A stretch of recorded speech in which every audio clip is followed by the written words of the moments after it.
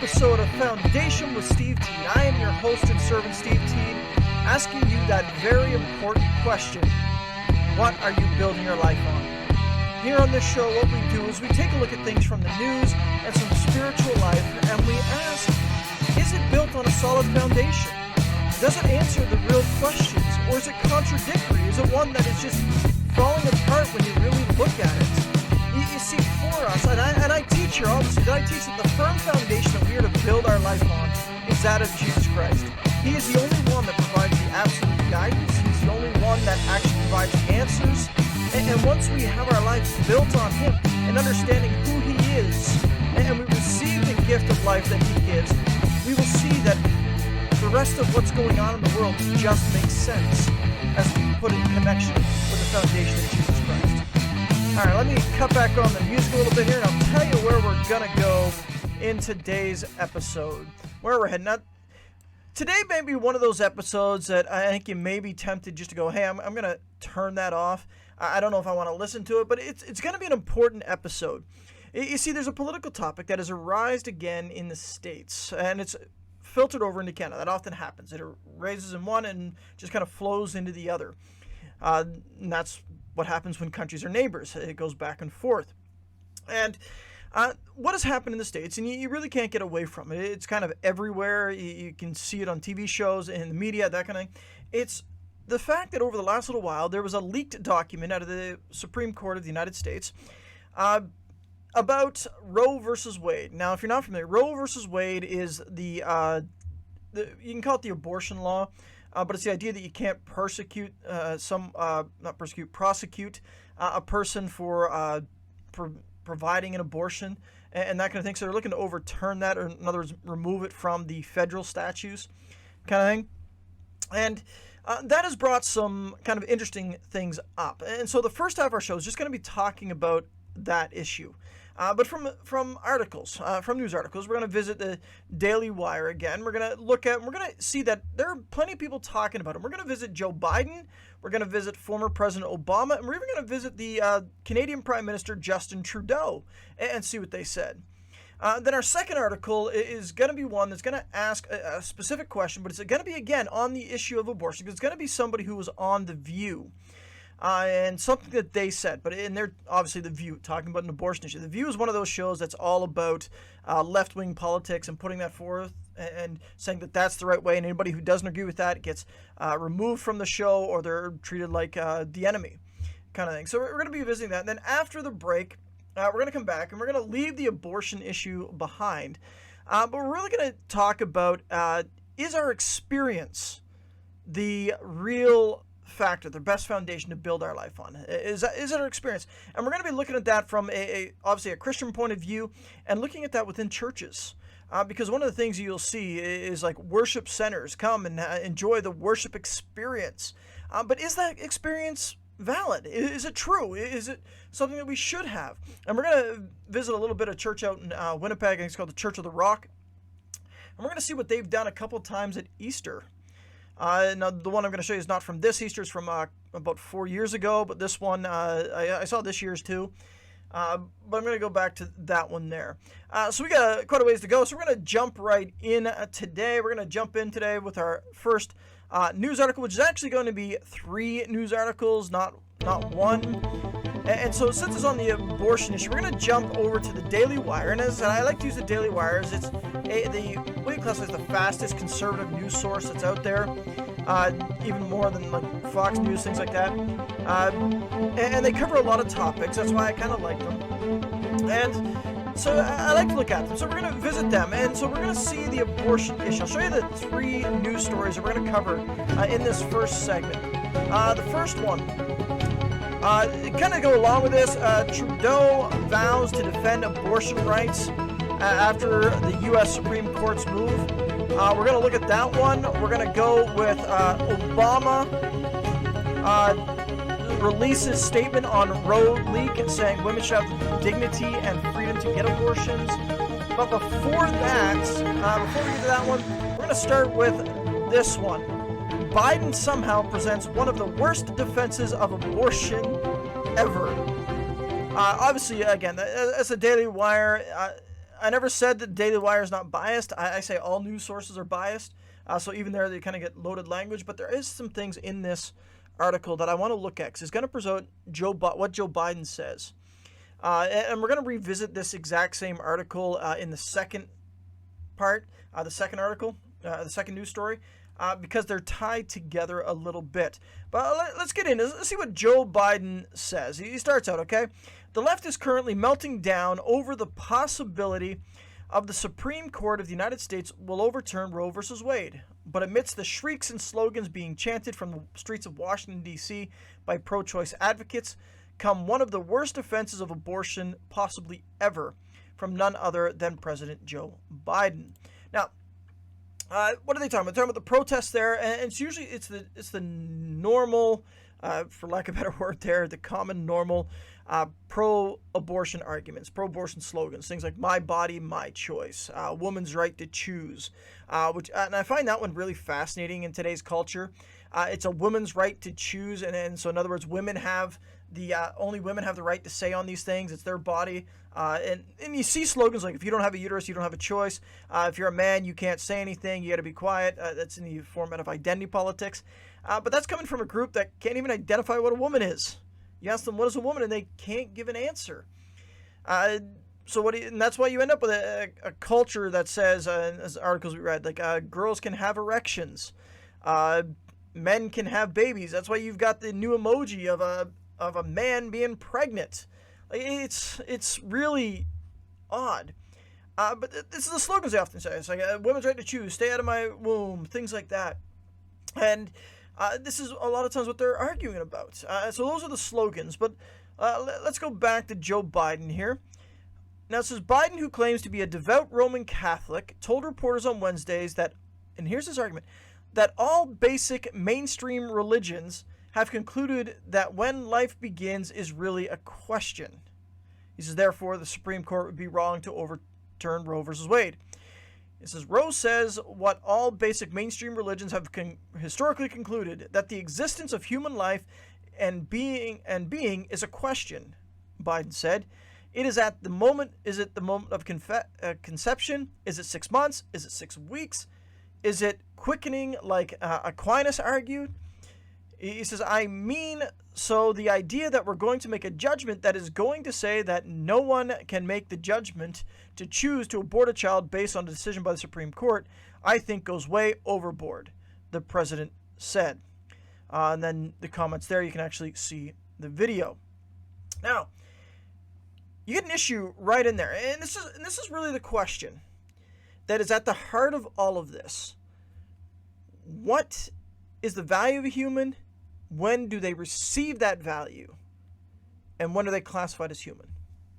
That's really the question. That's really the question. When are they classified as human? When is a human a human? And the argument is, for some, and this is why it doesn't hold water, and this is why they have a bad foundation. Some will say, well, consciousness is the criteria of mark of a human, of human life. That is consciousness. So the question then rises, well, what about somebody who's in a coma? What about somebody who's sleeping in a deep, deep sleep?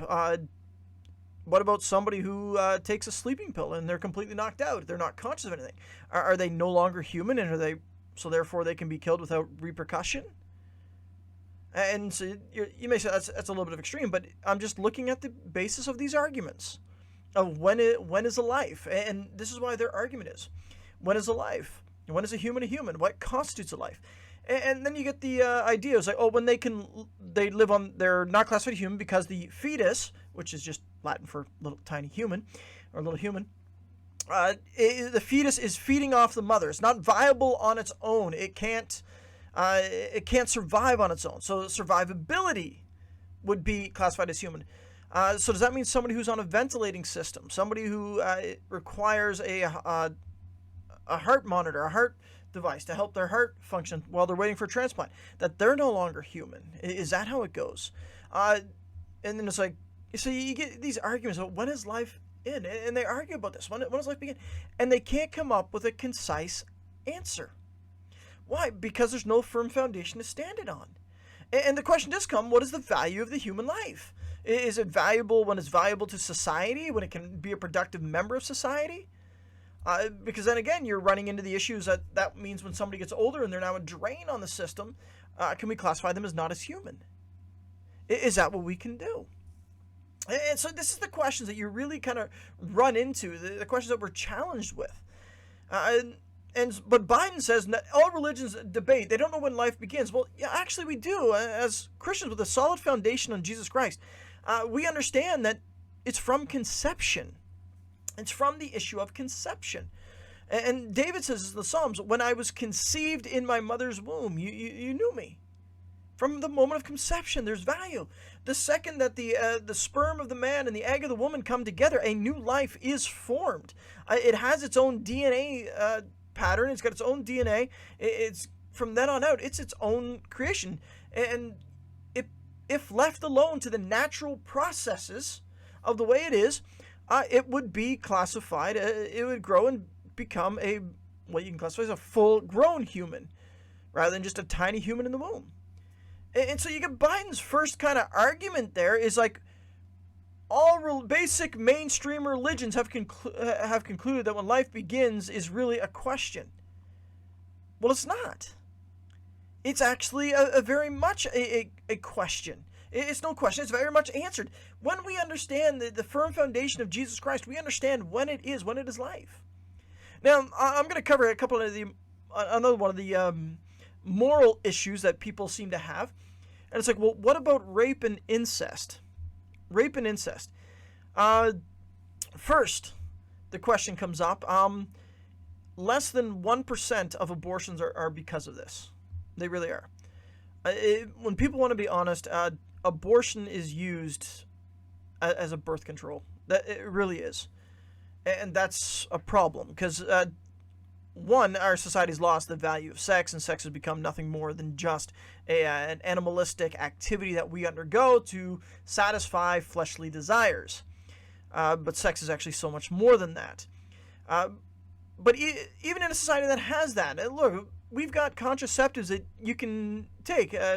Condoms aren't that expensive. You're going to be sexually active. Invest in condoms, and that would prevent, when they're used properly, are actually pretty much 100% guaranteed to prevent pregnancy. Now, I'm not going to say 100%. I said pretty much, because there are the exceptions. It doesn't happen that often, but even then, it's according to them, it's less than 1%. So really, what does it come down to? It comes down to the issue of people are irresponsible in one way or another. They put themselves in situations, be it they're drunk, be it they're whatever, and they're like, well, I don't want it, so therefore I don't want the consequence of this, so therefore I'm gonna get an abortion. But even in the issue of something like rape, rape is horrible. Absolutely, rape is horrible. I wish rape never existed, but it does happen, unfortunately. Even then, you have to ask, is it the punishment, is the right for somebody else to die because of the actions of somebody else? Is it right for the fetus to die? Is it right for the little human who was conceived in this horrible act? Is it right for them to die because of what took place? You see, this is why the first thing they want to do is remove the status of the baby inside the mother. They want to remove it from being human because therefore you're just removing a clump of cells, that kind of thing. And you can find article after article, and you can find one in the Daily Wire there as I was looking through the articles, of a woman who said, and the article says, it starts with, I am more than a clump of cells. Why? Because she was a rape baby. She was a baby that was born from a rape. And so you've got this. Biden is saying that, hey, nobody knows when life presents. Now, that's an interesting statement, but I want to jump over to Obama. That was Biden. Let's go to Obama here for a second. Obama released a statement on Roe leak saying women should have the dignity and freedom to get abortions. Again, what says, former President Barack Obama and former First Lady Michelle Obama released a statement on Tuesday in response to the news that the Supreme Court poised to overturn Roe v. Wade. In a draft majority opinion leaked to Politico on Monday, Justice Samuel Alito writes, Roe was egregiously wrong from the start, and we hold that Roe and Casey must be overturned, according to the draft. So what did Obama say? Obama says this, Today, millions of America woke up fearing that their essential freedoms under the Constitution were at risk. Now, that's an interesting statement because Trudeau makes kind of the same thing. I'm going to talk about that for a second.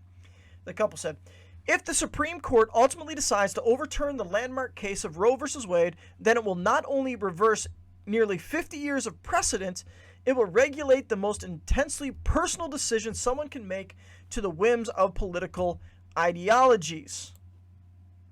Well, actually, it doesn't. What you're going to see is people are going to argue that it's going to do this, it's going to do that. And you're going to start seeing it's like, oh, this is going to allow discrimination against LGBTQ again. It's going to allow discrimination to this. It's going to overturn this. It's not. It's not. It says it's going to regulate the most intensely personal decision someone can make to the whims of politics and ideology. Well, it's already an ideology, but I don't know how it's going to turn it to politics. But that's just kind of the way they say. So it's really an issue. But let's continue a little bit more on this. The consequence of this decision will be a blow not just to women, but to all of us who believe that in a free society, there are limits to how much the government can encroach on our personal lives, the Obama statement continued. Instead, we've already begun to see in states with restrictive abortion laws, those women with means will travel to states where abortion remains legal and safe. Now, that's an interesting statement. Safe for who? The woman? Because an abortion, even when it's done right, is the end of a life. It is. Even when abortion is done right, somebody dies. That's the worst outcome possible. But it says, it's like where it's safe. It's a blows to women, but to all of us in a free society. Now, do you know where it's protecting? Is the one who's in the womb. One who's in the womb. So meanwhile, those with enough money or access to transportation or ability to take time off from work, school, or work would face the same circumstances as most women faced before Roe. Now look at the example that he uses. We ask you to think about the college student waking up after her date forced her into unprotected sex. He's talking about rape. Again, you look at the numbers. If he's talking about full rape here, he's talking about numbers that would be less than 1%. Or is he talking about people who got drunk? Then it's like, think about the couple that tried to have children for years, who are without any options when faced with the tragic reality of an unviable pregnancy. I don't get that one. What is that? What is Obama saying there? He says, I want you to think about keeping abortion on demand allowed, and while you're thinking about that, think about the person, the family, the couple who can't have pregnancy. You want to fix that? You want to fix that. If a woman gets pregnant and people get pregnant and they didn't mean to, because it does happen, make the adoption of babies simple. Make it easy. Take the cost out of it. Lower the cost. Make it as simple as possible. People are looking to adopt babies. And I hear stories where like, well, it costs us this much to get this lawyer, this much. Make it simple. See, even with Obama here, you've got an inconsistent argument. It really is. This is, think of any of the hundreds of thousands of women each year who deserve the dignity and freedom to make a decision that is right for their bodies and their circumstances. But that is not just for them. Think about it. It's making a decision for two. You hear the statement when a pregnant woman goes into a restaurant, she's eating for two? She's got to be careful because she's doing things for two? But she's making a decision. When a woman makes a decision for an abortion, she's making a decision for two. She's making the decision to say, baby, you're going to mess up my life. You're going to mess up my plans. I don't want you, so I'm going to let them kill you. I'm going to let them take you out of me. And it's not the idea that they're going to remove a full baby. You see the procedures. They go in with suction tubes. They rip the child apart to the point that when they pull everything out, they actually have to rebuild it so they make sure they got it all, so none is left. This isn't a decision for one. But again, you see there, even Obama's statement, it doesn't make any sense. Now, it didn't stop there. Let's jump over to Canada. Trudeau. Trudeau vows to defend abortion rights. Abortion rights. Look what he says. Canadian Prime Minister Justin Trudeau vowed to defend abortion rights as decades-old battle over the issue exploded anew this week in Canada's southern neighbor, with the United States Supreme Court apparently set to overturn the decades-old ruling that legalized the procedure nationwide. Here's Trudeau. A woman's free choice is a choice to be made by her alone. Now again, ask them, what is a woman? What's a woman? Every woman in Canada has the right to a legal and safe abortion, Trudeau told reporters before a meeting of Liberal lawmakers in Ottawa on Wednesday. That's what he says, and jumped down to continue his quote. We know that, unfortunately, what we're seeing with our neighbours in the South, and even in the debates within the Conservative Party of Canada, that we need to ensure that there are protections in place so that we never see people backtracking on that right. Do you notice that he calls it a right twice? He called it a right twice. Here's the question for Trudeau. What right is it? Where is the right? And he's pushed this before. He tried to push it before with the student grant program in the summers, trying to make people at the attestation saying it's agree with the women's right to choose. It's not a constitutional right in Canada. In fact, what will happen if Roe versus Wade is actually overturned in the United States is the same thing that it now exists in Canada. In fact, in Canada, there really is no abortion ruling. And what do you mean by that? Well, notice here it says, Canada's Supreme Court decriminalized abortion in a historic 1988 ruling. Notice it says it decriminalized it. It didn't make it legal per se. It didn't say that, hey, all of a sudden everybody can do this and you have to do this. What it did is it just decriminalized it, and that means that there's no federal law in Canada regarding abortion. There really isn't. So how does abortion work in Canada? Abortion works in Canada by leaving it up to the provinces. Now, that's not entirely true, because there's actually a fight here in my home province where an abortion clinic shut down here in this city, and the federal government said, we're just not going to give you your money that we pledged to give all the provinces to help with their medical system until you submit to this. But there's no actual law. And what will happen in Roe versus Wade if it is overturned, is that it gives it to the states. Each state has to decide what they're going to do with abortion. And therefore it opens it up that, yes, some states can say abortion is completely illegal, and other states will say abortion on demand. And that's what you'll see when you look at like Texas versus California. And so that's why you'll see in some articles where like Biden wants to push something through now, use an executive order to make it legal everywhere, to stop the states, that kind of thing. And Trudeau's trying to push the same thing. But you see, even in this, what you've got a disagreement even on the foundation. And they can't answer basic questions simply because there's no firm foundation in it. And so when we stop and we look at it, it has to start with the fact that what's the foundation we're making this moral decision on? What is a human? When does it become human? When does life begin? Well, the answer is found on the sure foundation of Jesus Christ, that life is at conception, because it's in our mother's womb when we're conceived, that he knows us, that he's planned our days. And the value of a human life is not found in contributing to society, but rather it's found in Christ, that we're made in the image of God. And so that's what the firm foundation is when it comes to the morality of abortion. Because face it, as I said, a successful abortion still ends in the termination of a life. It really does. It doesn't terminate a life that could become, but it terminates an actual life. It's not a viable life. It's an actual life that is terminated.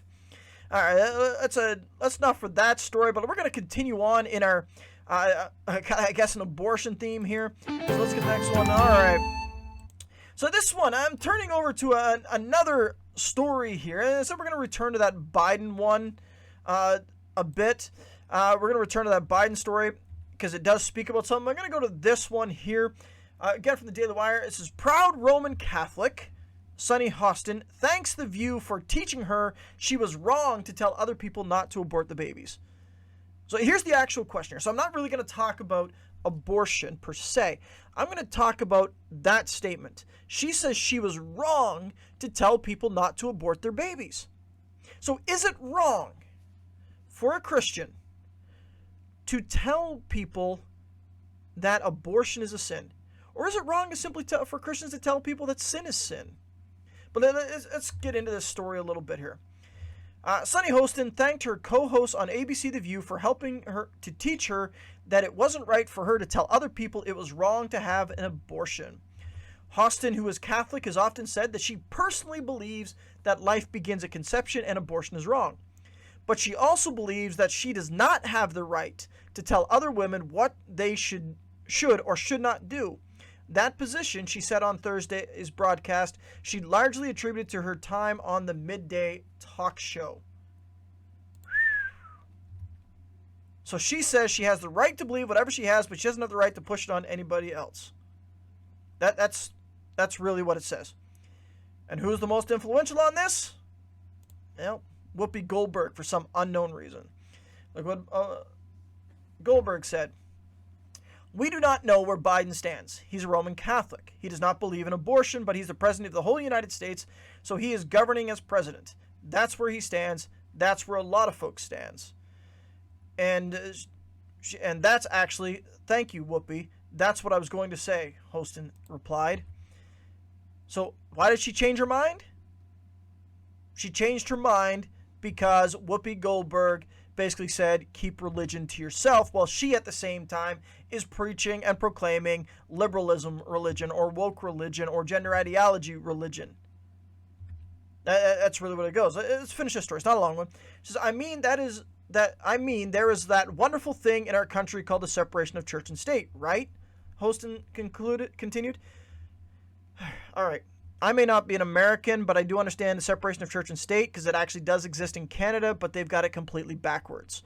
The separation of church and state was never designed for the church to remain silent on moral issues. The separation of church and state was desired so that the government would have no actual say over the church and over the teachings of the church and over what the church ultimately does. But unfortunately, we're seeing the exact opposite happen. We're seeing where the government is punishing churches, where the government is pushing ideology on churches. And if you don't agree, they'll do what they can. But let's continue with Hostin's quote. Remember that? There's something that I learned about in law school, and that I think most people know about. And I myself am also a Roman Catholic, a proud Roman Catholic. I've said it many, many times. Now here's what she says. You ladies have taught me so much when it comes to my position on abortion. I came in on this show 5 years ago saying I am pro-life, and anyone who has an abortion is wrong, and they're killing babies, Hostin said. That was my position. Then she went on to explain just how her position has evolved since she first appeared on the show. And this is where I get an idea that bad company corrupts good character. Yeah. My position now is that I think it is wrong. I think life begins at conception. That is my faith. I'm not going to make that judgment call for anyone else. In other words, she moved off of the idea that there is an absolute standard of morality. That's what she did. Now, why did I say I'm going to be putting that back to Joe Biden? Well, the reason I'm going to be is because I'm going to point back to Joe Biden back in 2012. And here's what he said. In 2012, as vice president, Joe Biden affirmed the Catholic Church's teaching that life begins at the moment of conception. With regard to abortion, I accept my church's position on abortion as what we call defied doctrine. Life begins at conception, and that's the church's judgment. I accept it in my personal life, and then here's what he says. But I refuse to impose it on equally devout Christians and Muslims and Jews, and I refuse to impose that on others, unlike my friend here, the congressman. I do not believe that we have the right to tell other people that women, they can't control their bodies. Again, they're not just talking about controlling their bodies, they're talking about destroying a life within them. It's a decision between them and their doctor. In my view, the Supreme Court, I'm not going to interfere with that. Notice it says, I do not believe that we have the right. We don't have the right. See, that's really the question right there. Does the Christian have the right to tell somebody that they're in sin? Do we have that right? And do we have that responsibility to do that? See, when you've fallen into this trap, and this is what both of them have fallen into, they claim to be devout Roman Catholics. The Roman Catholic Church does teach life at conception. Abortion is wrong. And I agree with that. Absolutely 100%. But they're saying religion's personal. You keep it silent. So for Joe Biden to say what he wants to say and say that, hey, abortion is a sin, well, he's not allowed, he can't say that. He's the government. Well, how about this lady on The View? What about her? Where she says, I don't have the right to tell anybody else. I'm not going to make that judgment call. That's wrong. So it's subjective morality. How can somebody who's in the Catholic Church, who, even if they hold to the Catholic doctrines, who hold that the Pope is supreme, and the Pope says this is wrong, how can you change to say that it's only wrong for me? That doesn't make any sense. And in fact, for the Christian to remain silent on these issues, and I'm talking not just abortion, but all moral issues that God has declared is wrong is a sin. It is wrong. And for this, I'm going to go to one of the Old Testament passages. I don't do a lot of scripture usually in the first half. I usually turn to the second half, but I'm going to go here in the second half. And to Ezekiel. Now, Ezekiel's called as a prophet to Israel and to proclaim to Israel. Now, look at what God says to Ezekiel. And this is it's to Ezekiel, but God hasn't changed. It's the same thing to the church today. And this is why it says the teachers will be judged doubly harsh, and why hypocrites are a problem. But here's what he says. Now it came to pass, this is Ezekiel 3, at the end of 7 days that the word of the Lord came to me, saying, Son of man, I have made you a watchman for the house of Israel. Therefore hear a word from my mouth, and give them warning from me.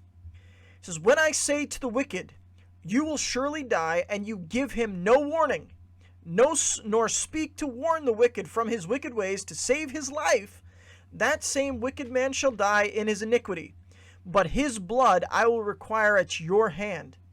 Yet if you warn the wicked, and he does not turn from his wickedness, nor from his wicked ways, he shall die in his iniquity, but you have delivered your soul.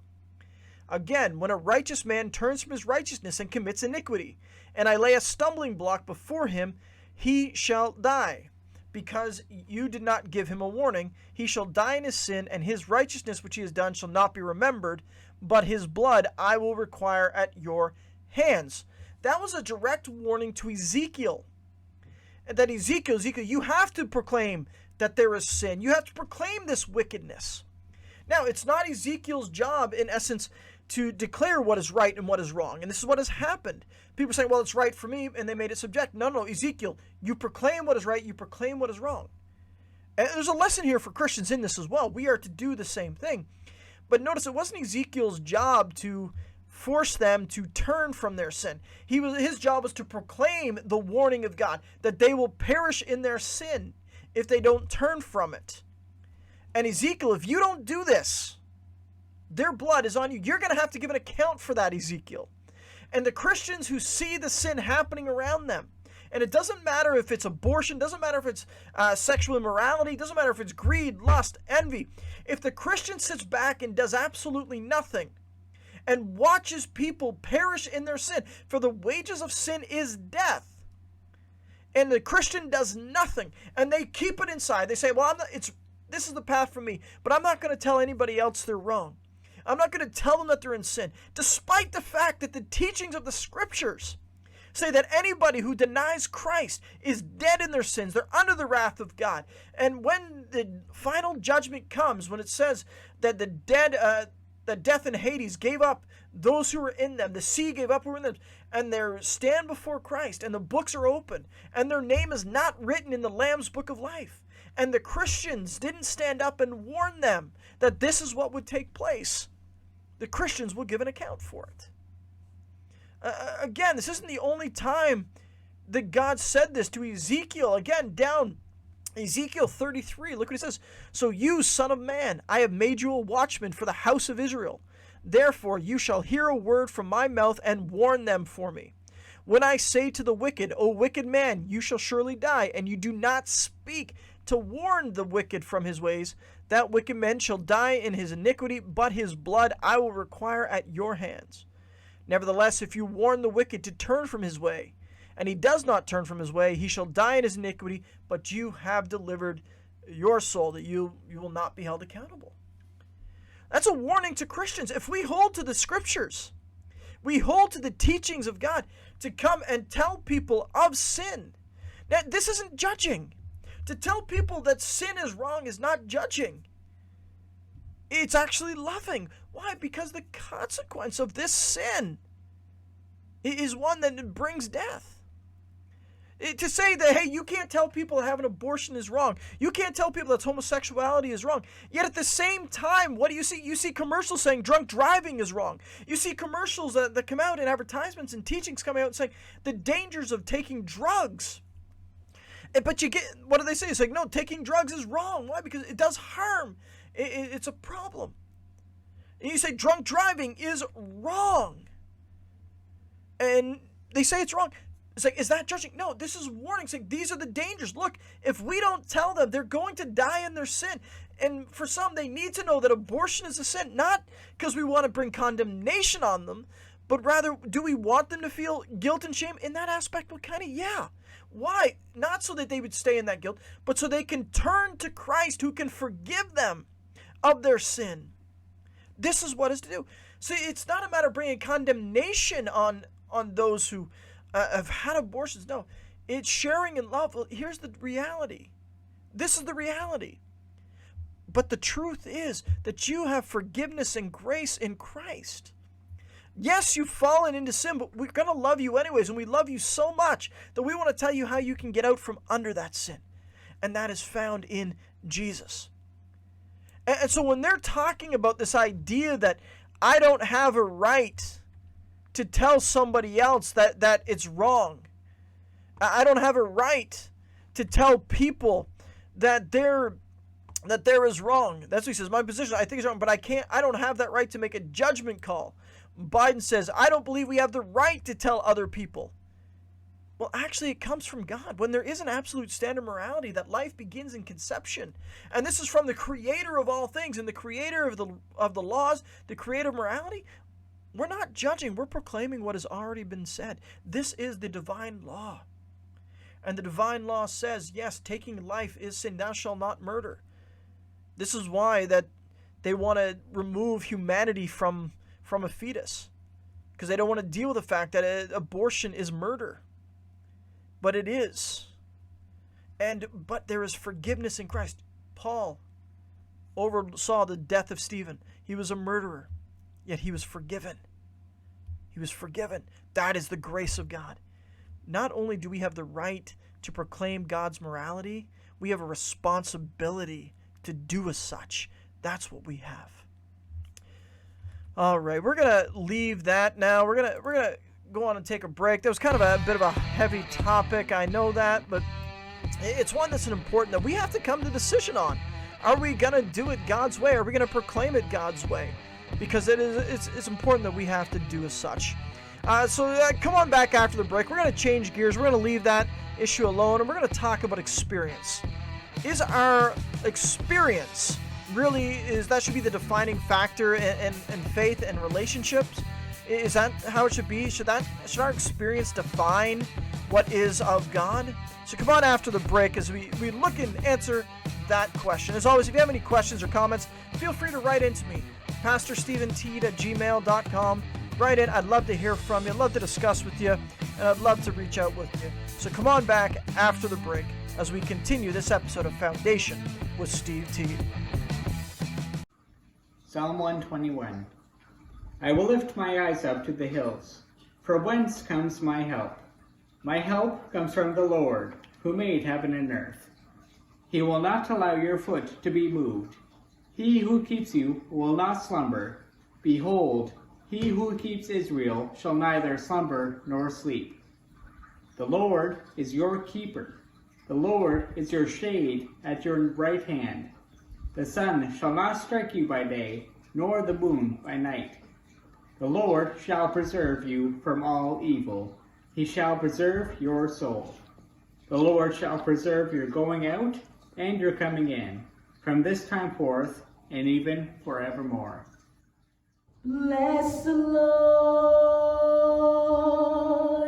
O my soul, and all that is within me. Bless his holy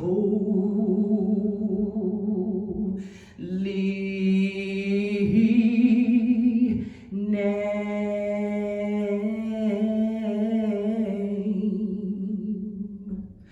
Bless the Lord,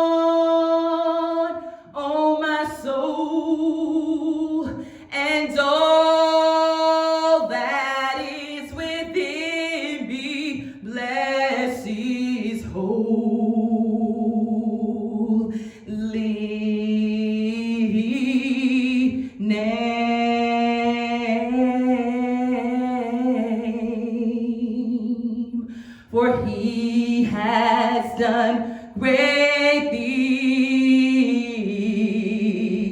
He has done great things. He has done great things. Bless his holy name. And I will bless the Lord, oh my soul, and all that is within me. Bless his holy name.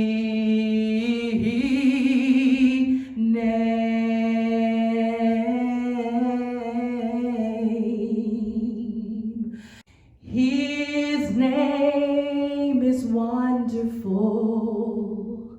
His name is wonderful. His name is wonderful.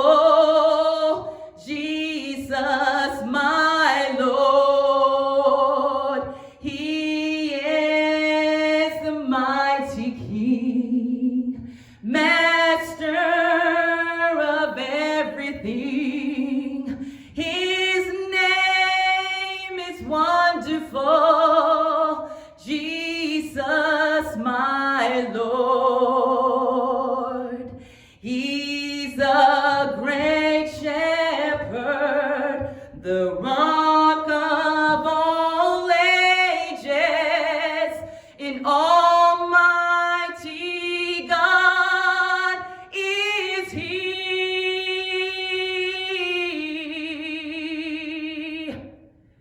Bow down before him, love and adore him. His name is wonderful, Jesus, my Lord. All right, welcome back as we're continuing our time here on our episode of Foundation with Steve Teed. Remember, the breaks are always just to allow us to reset a little bit, give us a moment to pause. I don't always stop for a moment to let you stop and think. I just kind of talk my way through. It's a one-man show. What can you do? All right, so let's cut back to music as we get into where we're going to go here in our second half of the show. Our second half of the show here, we're changing themes from the first half. The first half was really all about abortion, all about what's going on, and the debate between Roe versus Wade, but seeing how the answer to these questions are all found if we stand firm on the foundation of Jesus Christ. Now, we're going to jump to a completely different saga here, completely different issue.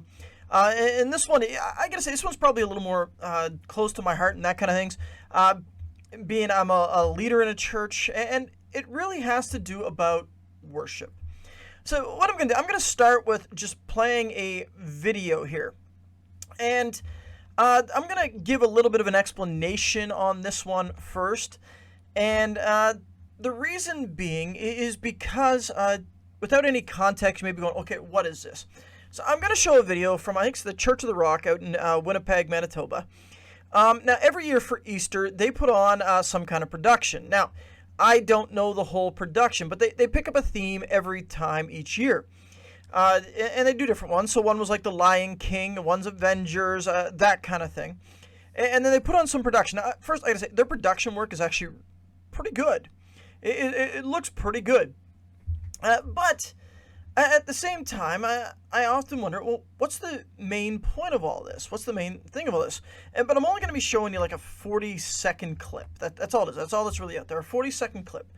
Now, I'm going to talk about it a little bit here, because to understand this, because if you're not part of the visual community, you're part of the just listening community, this one is an Avengers kind of clip, and it actually has, from the looks of it, Loki, I would almost say crucifying Iron Man. I think that's kind of what I was going here. Now, I'm not going to say that if you're one of our visual audience that YouTube's not going to probably copyright that and try to say remove the music, remove the sound, and that is perfectly possible. So I don't know what's going to happen ahead of time, so I'm going to tell you ahead of time, if you get a kind of a video here of 40 seconds of no sound, that's why. But it should be covered under the fair use because I'm using for teaching and commentary. But you never know; they're just kind of funny that way. So I'm gonna pull up the scene now. I'm gonna play the 40-second scene, and the reason they made copyright is just because they do a bit of singing here. So let me pull it up here. Let's go. You know, Iron Man, I may have missed the point, but I'm sure you'll get the hang of it. It's the end of the world as we know it. It's the end of the world as we know it. It's the end of the world as we know it. I feel fine.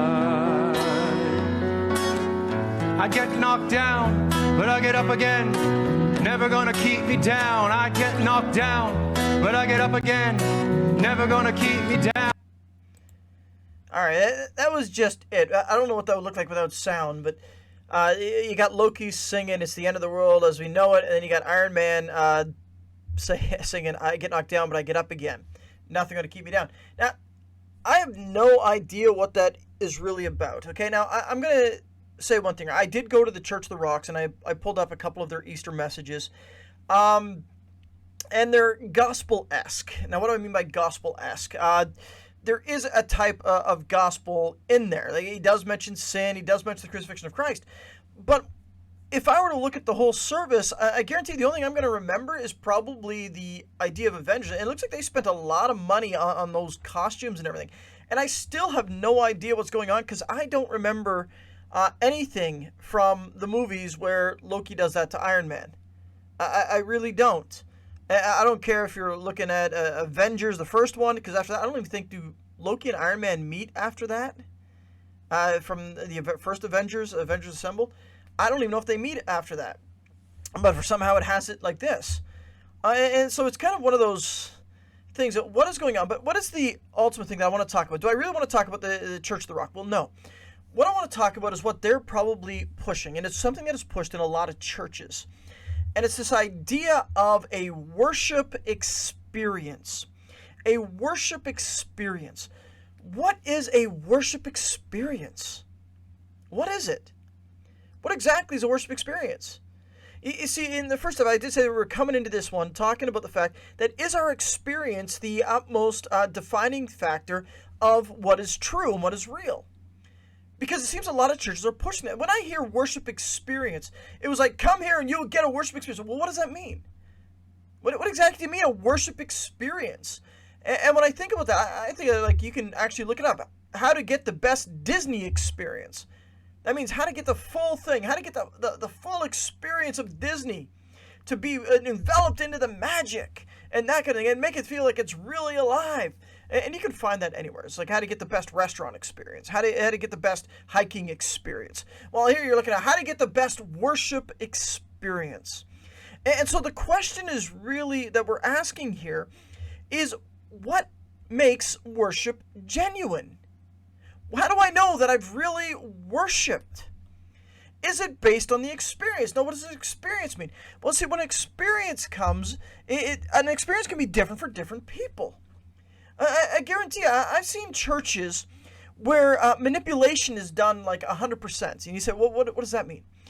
A lot of people in different circles, they'll come to certain services, they'll see certain things, and they'll look and they'll say, well, these services are 24/7.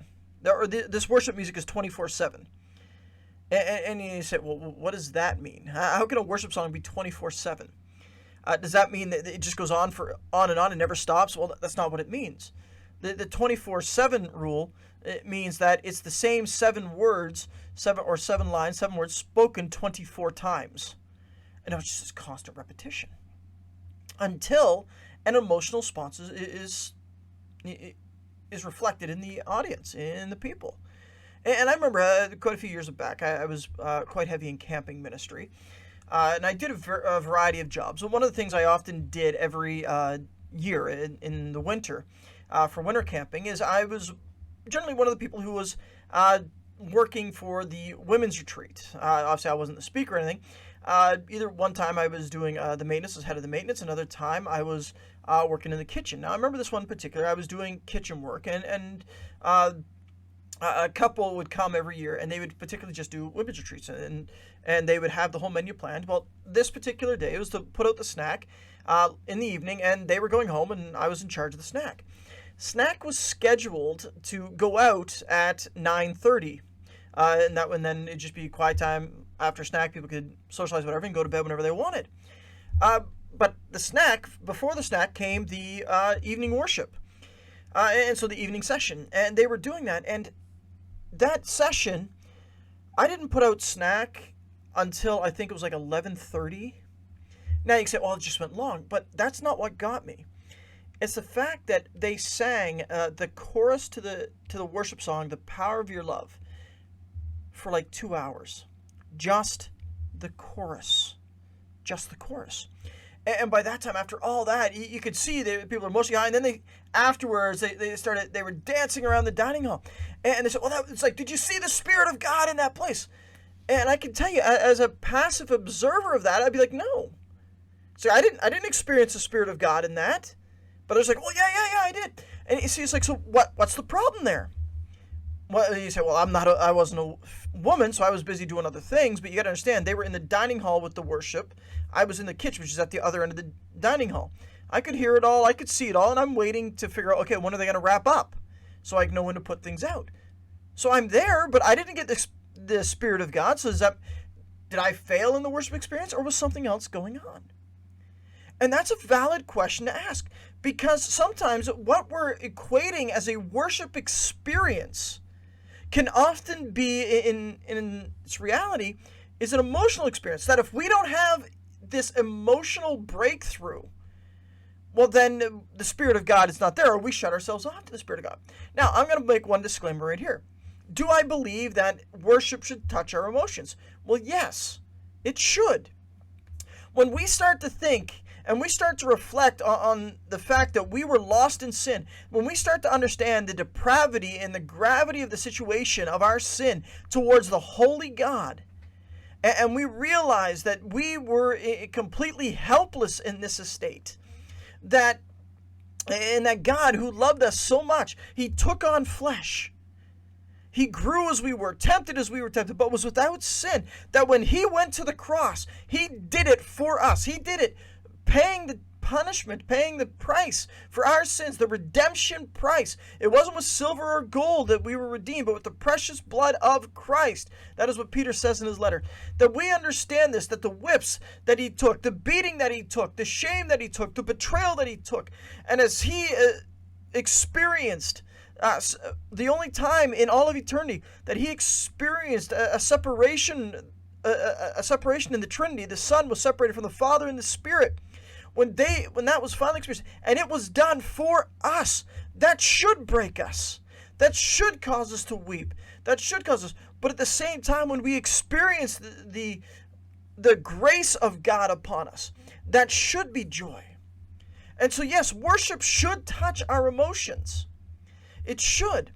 But the problem is, if we're expecting this emotional high every time that we gather to worship, I don't think we're really engaging in worship. If we're expecting this worship experience every time, if we're not feeling emotionally, then we're saying, well, I didn't really worship, then I think we've got a problem. I think we really do. And I think that's the problem. I think this Church at the Rock, and they're just one example. There are plenty of churches that have things like this.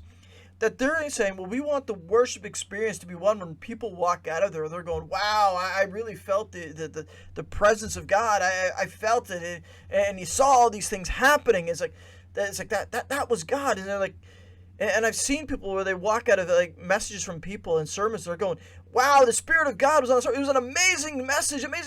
And then I asked them, well, what was the message about? And they're going, well, I'm not sure, but it was an amazing message. I said, well, how do you mean you don't know? You don't know.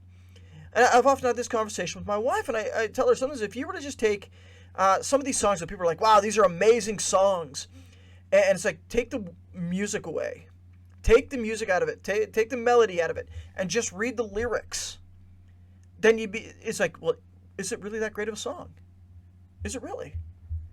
I've done that exercise with different groups and places, and so let's put these songs to the test. And I don't just do new songs. Some of the old hymns we have are very similar. One of the ones here that I've heard sung, and it talks about Jesus in the garden. He shed no tears for his own grief, but sweat great drops of blood for mine. It's you really stop and think about it. Wait a minute. That's not scripturally true. When Jesus was in the garden, he was under such grief that he sweat drops of blood, and medically we know why that would happen. That was for what he was about to go through. But the song sounds nice. And a lot of times what people are claiming is a worship experience, whether they want to accept this or not, but this is the reality, is the manipulation of their emotions.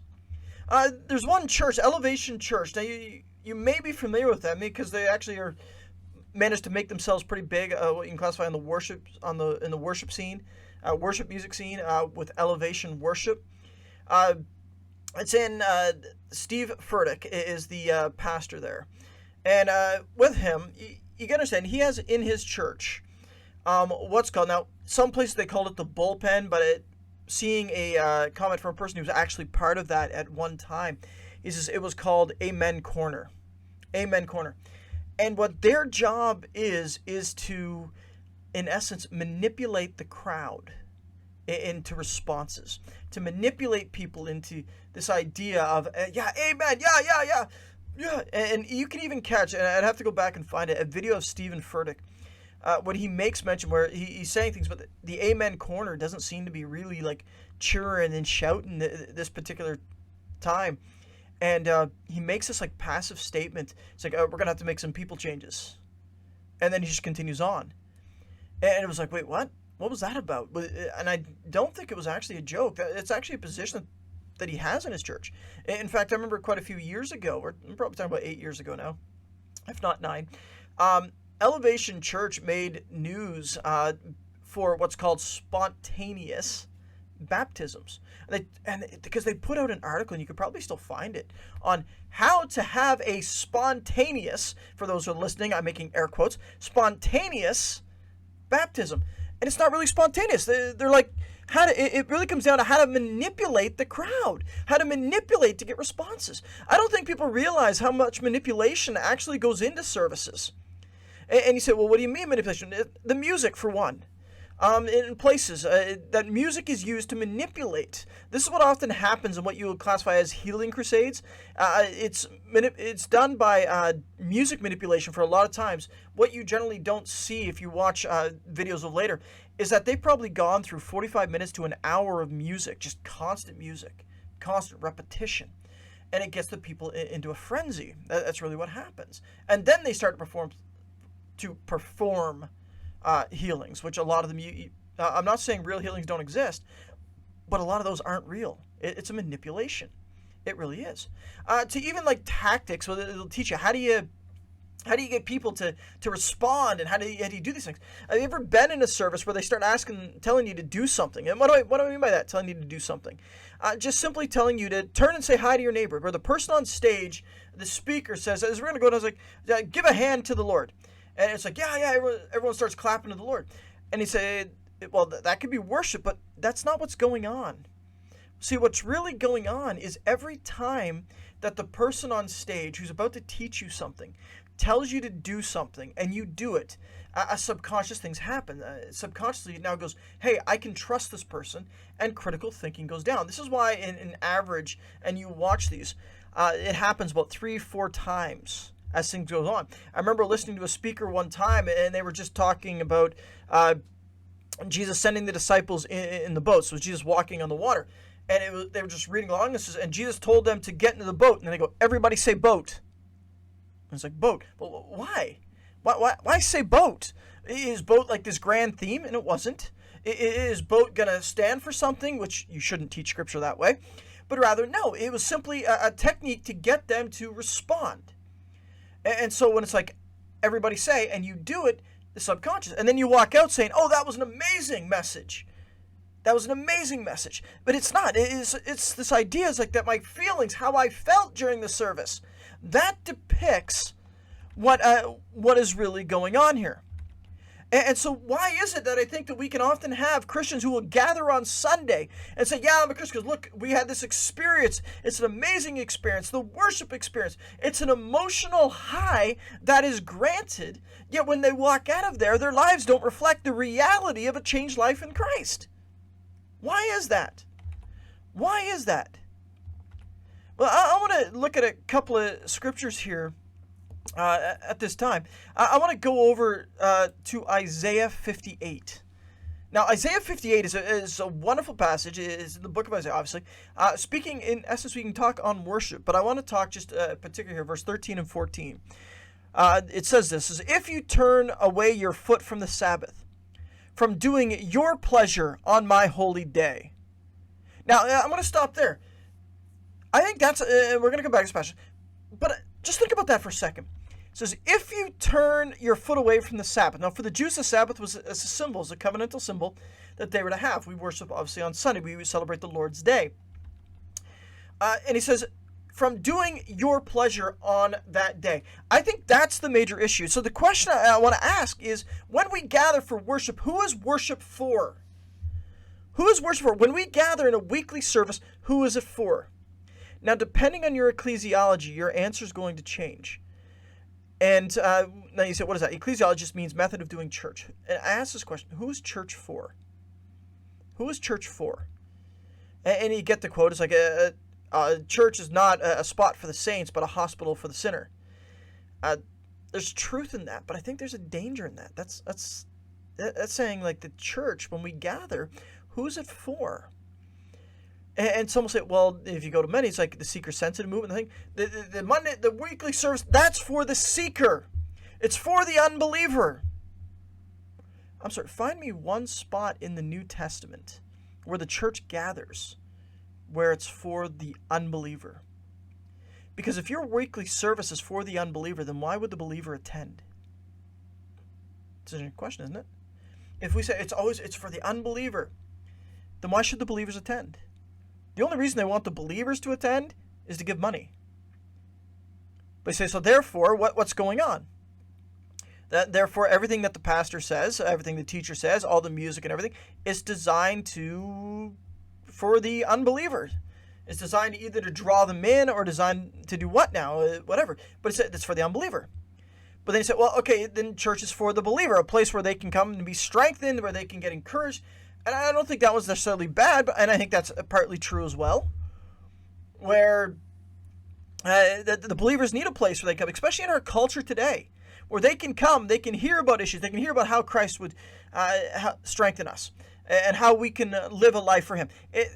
But it's not a spot where, and this is where I think a lot of the teaching comes down, where it's about learning life lessons of how to deal with my finances, how to have a happier marriage, how to succeed in business. I don't think that's not what it's about. And here's the kicker. Church is not for the audience. The weekly service is not for the audience. It's not to put on a show for the audience to come and say, hey, look how great we are. Look how great that is. That was a great time. Yeah, I got a free show every week. That's not what it's about. See, when we do that, it says, what are we doing? We're doing the Sabbath, the holy day, for our pleasure. That's what's going on. That it's about me. It's about how I feel. It's about me getting my needs met. It's about me being encouraged. It's about me being strengthened. Now, those things can happen, but that's not the focus. It's not about me. Let's go back to Isaiah. If you turn away your foot from the Sabbath, from doing your pleasure on my holy day, and call the Sabbath a delight, the holy day of the Lord honorable, and look, and you shall honor him, not doing your own ways, not finding your own pleasures, nor speaking your own words. I think that's what's happening in our churches today. I think that is what the worship experience is really all about. What's the worship experience about? It's about finding my pleasures. It's finding about my understanding. It's finding about what I want, what makes me feel good. That's my pleasure. And speaking your own words. This is the sad reality. even those services, Church on the Rock, that I said they're Easter services, and I said I did look at them. I skimmed through them, and things that I realized is that he used probably over the three Easter messages that I looked at, they used like three, on average, I think 2 or 3 verses a service. Now that may not be the rule, that may be the exception. I haven't gone through all of them, and by that I mean their weekly ones. But it was like this little bit here. So what words are they speaking? He's speaking his own words. Now, you may argue that, he's using that the Marvel Universe, or he's using the Lion King as an example, and as a way to get the point home. And there's a half truth in that, and if that's the case, then he's got it backwards. If he's using the Marvel Universe as an illustration, well, then use as an illustration 3 minutes, not a 30-minute illustration. And I've used the Marvel Universe at times as an illustration, and actually I use it as an illustration in the negative. And I remember using it this time as an illustration. It was during one of the Marvels. I think it was Age of Ultron, I think is the one it is, where they're battling and Iron Man's going in, and Iron Man uses a curse word, and Captain America just uses the phrase language, and they make fun of him for it. I'm like, isn't that amazing? The Captain America, who from the very beginning, obviously he's the oldest of them, given he was alive back in the 40s, and then frozen, and then he brought those morals forward, and then they start talking about gods, and then Captain America makes a statement. I was like, there's only one God, and I'm pretty sure he doesn't dress like that, referring to Loki and Thor. And so he's standing for that, and then he stands up for what's right, and then you get the use of controlling the tongue, and what happens? Well, Iron Man kind of makes fun. They make fun of him for it, but he's standing by the moral. So it was that kind of idea that I was using. So he uses it as an illustration, but it should be gone. But what is he really doing? He's taking somebody else's words for it. This is like churches who take Star Wars, and so like we're coming up on, it's Mother's Day this week, but I'm surprised that last week or this week you wouldn't hear like Star Wars theme sermons. Why? And because, well, May the 4th. And they're like, oh, May the 4th be with you, the Force be with you, Star Wars Day, that kind of thing. Does that mean when May the 4th is a Sunday, they're going to have a Star Wars Sunday? But I look at it, it's like, well, when I really look at it, they're like, oh, the Force is like the Holy Spirit. And I'm like, not really. It's not. The Force in the Star Wars universe is in personal force that is out there that can be manipulated by the good and the evil. Or in that case, Star Wars words, the light side and the dark side. So it's not. So what are they doing? They're not teaching the words of God. They're teaching the words of men. They're teaching the philosophies of men. And God says, stop finding your own pleasures nor speaking your own words. Then what will happen? Well, look what will happen. Then you shall delight yourself in the Lord, and I will cause you to ride on the high hills of the earth, and feed you with the heritage of Jacob your father. The mouth of the Lord has spoken. I think a lot of the reason he says, like, why is it we're only getting like this emotional high and then nothing else? Because we're not being properly fed. We're not speaking the words of God. That was a lesson. You got to remember, that was a lesson to the teachers that Isaiah was speaking it to. Stop seeking your own pleasures. Stop doing just what pleases you. Do what pleases God, and stop speaking your own words. Speak the things of God. That's what they were supposed to do. It's amazing. When it came down to it, I'm going to jump to the New Testament here, because another good verse on worship here. It's the woman at the well. Now, Jesus is talking to the woman at the well, and Jesus is getting to an uncomfortable part of her conversation that she doesn't want to talk about. That is what's happening here. When he says, go call your husband, she says, I have no husband. Jesus says, you're right. You've had 5 husbands, and the one you're now with is not your husband. That got a little too close to home, so she wants to change the topic. And that's a pretty standard thing. She wants to change the topic to something else, and here's what she changes it to. The woman said to him, Sir, I perceive that you are a prophet. Okay, why? Because he could look into her, and he could know things that he shouldn't know. Our fathers worshipped on this mountain, and you Jews say that in Jerusalem is the place where one ought to worship. Now, I'm not going to go into Samaritan worship versus Jewish worship here. but they were arguing over it. And you say Jerusalem, and we say here. And so Jesus says, woman. Now, that's not an insult. That's like ma'am. That's not the only time Jesus uses it. He uses it of his own mother, recorded in John 2. Woman, believe me, the hour is coming where you will neither worship on this mountain or in Jerusalem. Worship the Father. You worship what you do not know. We know what we worship. Now he's talking about the difference between Jewish worship and Samaritan worship there. And he says, for salvation is of the Jews. No debate there.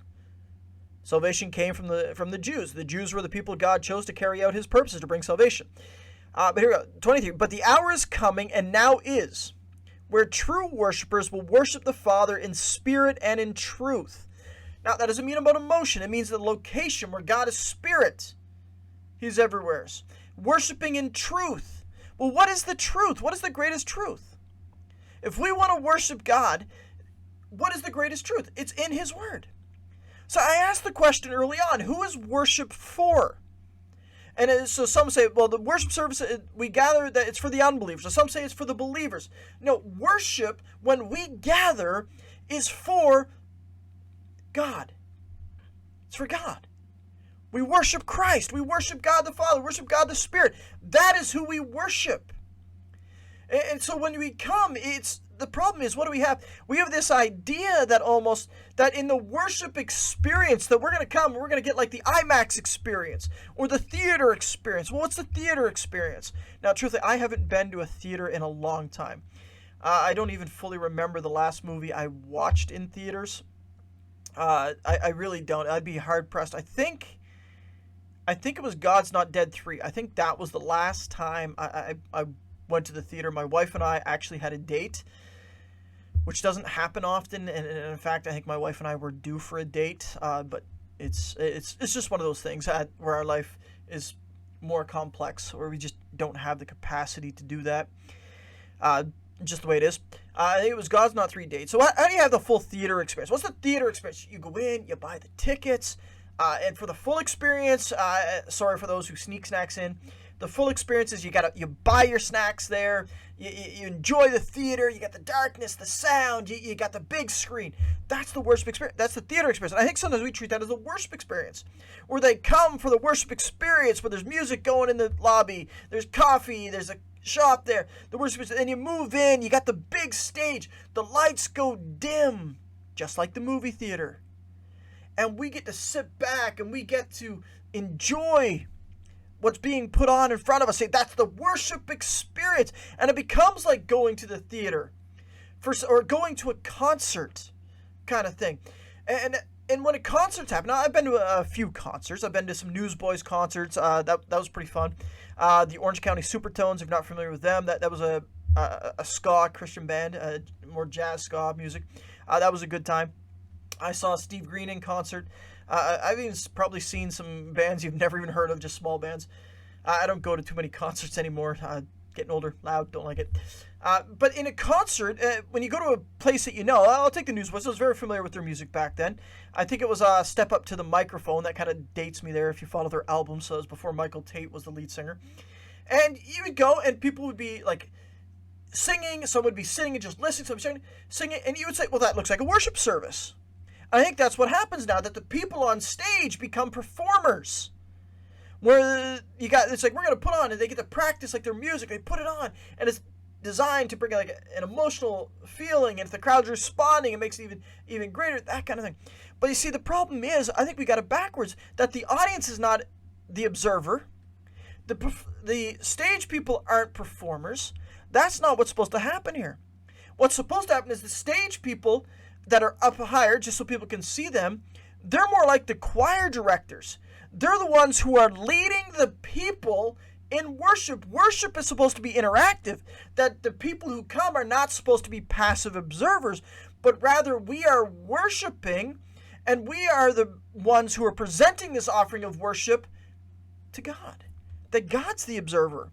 God's the audience. Big Daddy Weave has a song, I believe it's Big Daddy Weave, Audience of One. That's who we're performing for. It's not even about the people around us. It's we gather to worship. Now, how do we do this? And worship should be an engaging experience, not by sitting back and watching some performance put on a stage, but rather we worship through the singing of songs because we're speaking of what Christ has done. We're speaking of our worship towards him. And then as we testify, and we do have testimony here at this church, the church I'm at, they testify. What do we testify? We testify of what the Lord has done. We speak of how the Lord has blessed. We speak of how the Lord has done. We worship by offering prayer. We worship by giving, and that is giving and worship. And then when the message comes along, it's not designed to just tell us how to have an easier life, but rather it's done in the atmosphere and in the spirit of Romans chapter 12, where we present ourselves as living sacrifices unto God, for this is our reasonable act of worship. And it's done so we understand, what does that life look like? So it's not designed to tell us how to have an easier life. It's designed to say, this is a life that is pleasing to God. And so we come to get the encouragement and the instruction that we need to live a life that is a life of worship. That doesn't mean a life that is all about singing, but a life that is pleasing. We learn how a husband is supposed to love his wife and live for his wife as he surrenders to Christ. We look at how a wife is to live and submit to her husband as a worship to Christ. We look at how children should learn and become obedient to their parents as a worship for Christ. So that's what the service is about. That's what the teaching is about. That's what the sermon's about. It's about learning how we can worship Christ through our everyday living. That's what it's about. Why is it we want to do better at our jobs? Not as working for men, the scriptures tell us. Whatever you do, work at it with all your heart. Is not for men, but for the Lord. That's what we learn. This idea of worship experience puts the focus on us, and that should never be. Because when that happens, when we talk about worship experience, it becomes, hey, well, that service was good based on how I feel. I feel that Christ is with me. I feel Christ in this song. And then we judge what is right and what is wrong based on our feelings. But do you know what the scriptures say about our own heart? The heart is deceitful and exceptionally wicked. It's wicked and exceptionally deceitful. It is. It changes at a moment. It really does. And we say, well, I don't feel God. Well, therefore there is no God then, is there? I don't feel that Christ is with me. Well, therefore I must not be a Christian anymore. See, that's not the way it's supposed. Those are lies from the enemy. Those are lies from the accuser of the brethren, the great deceiver. That's who those are from. And so when we trust in this idea of like worship experience, we get into trouble.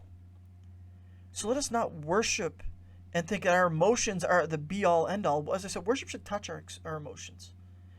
Because when true worship comes, we're going to be convicted. Because we're going to say, you know what, maybe I'm not living the way that Christ wants me to live. Maybe I'm not doing this. Maybe I've fallen off the track. And it brings us up, but it also in that moment, as a Christian, if we're convicted of sin, we repent of the sin. We've changed our minds about it, and we turn it over to Christ and say, Christ, Jesus, I need your help for this. And let me live a life that is worshipful to you. So we may walk out of a service. Truthfully, we may walk out feeling worse than we walked in when it comes to our lifestyle. That doesn't mean the service wasn't what it was supposed to be. That means it's doing exactly what it was supposed to be if it points us to Christ. If the message of redemption and salvation is there. That is a worship service. That's what the real experience is about. It's not about how I feel walking out of there. It's not about my emotions. It's not about did I feel connected. It's about, hey, is this pleasing to Christ? That's the way it is. That's what it's all about. Can we do that? All right, we're gonna call a close there. And I thank you for joining me. And again, if you feel that anything you want to talk about, hit me a line up, pastorstephenteed@gmail.com. Send me a message. And I'd love to talk to you. Go ahead and do so. And I pray that you will build your life on Jesus Christ. Don't build it on your emotions. Don't build it on how you feel. Don't build it on our culture. Only Jesus Christ is the solid foundation. And only in Him and His Word do we find the answers to our life. So until next time, may the Lord bless you and keep you. May He make His face shine upon you and give you His peace. And may you grow in the knowledge of Him.